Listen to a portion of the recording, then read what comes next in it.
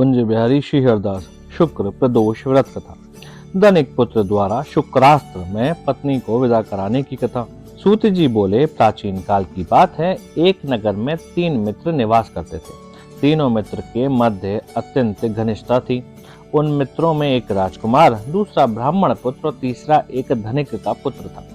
राजकुमार एवं ब्राह्मण पुत्र का विवाह हो चुका था तथा धनिक पुत्र का विवाह हो तो गया था, किंतु गौना नहीं हुआ था। एक दिन तीनों मित्र के मध्य स्त्रियों के विषय में चर्चा हो रही थी। ब्राह्मण पुत्र स्त्रियों की प्रशंसा करते हुए बोला, स्त्री ही भवन को घर बनाती है तथा स्त्रीहीन घर तो भूतों का निवास होता है। धनिक पुत्र को ब्राह्मण पुत्र के वचन उचित लगे तथा उसने तत्काल ही अपनी पत्नी को विदा कराकर लाने का निश्चय किया। उसने घर पहुंचकर माता पिता को भी अपना निर्णय बताया। उसके माता पिता ने कहा, वर्तमान में शुक्र देवता अस्त चल रहे हैं। इस समय अवधि में बहु बेटियों को विदा कराकर लाना शुभ नहीं होता। अंततः शुक्र उदय होने के उपरांत तुम अपनी पत्नी को विदा करा लाना। माता पिता द्वारा बहुत समझाने पर भी धनिक पुत्र ने अपना हट नहीं छोड़ा तथा अपनी पत्नी को लेने ससुराल पहुंच गया। ससुराल में उसके सास ससुर ने भी शुक्रोदय होने के पश्चात पुत्री की विदाई करने का निवेदन किया, किंतु उसने किसी की भी बात नहीं मानी और अपने निर्णय पर अडिग रहा। अंततः अपने दामाद के हट से विवश होकर उन्होंने अपनी कन्या को उसके साथ विदा कर दिया।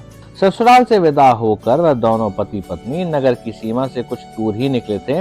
अकस्मात ही उनकी बैलगाड़ी का पहिया टूट गया तथा एक बैल की टांग टूट गई। इस दुर्घटना के कारण वह दोनों नीचे गिर गए तथा उसकी पत्नी भी गंभीर रूप से घायल हो गई। इस दुर्घटना के पश्चात भी वह धनिक पुत्र अपनी पत्नी सहित यात्रा करता रहा। वह अभी कुछ और ही आगे बढ़ा था कि मार्ग में डाकुओं के एक दल ने उन्हें घेर कर उनका समस्त धन्य धान्य आदि लूट लिया। लूटपाट हो जाने के उपरांत धनिक का पुत्र पत्नी सहित विलाप करता हुआ अपने घर पहुंचा। यूं ही वह घर पहुंचा, वहां उसे एक सर्प ने डस लिया। उसके पिता ने अपने पुत्र के उपचार हेतु श्रेष्ठ वैद्यों को बुलाया। वैद्यों ने उसके पुत्र की स्थिति का अवलोकन किया तथा बोले, आगामी 3 दिवस में उसकी मृत्यु हो जाएगी। उसी समय इस घटना की सूचना ब्राह्मण पुत्र को प्राप्त हुई।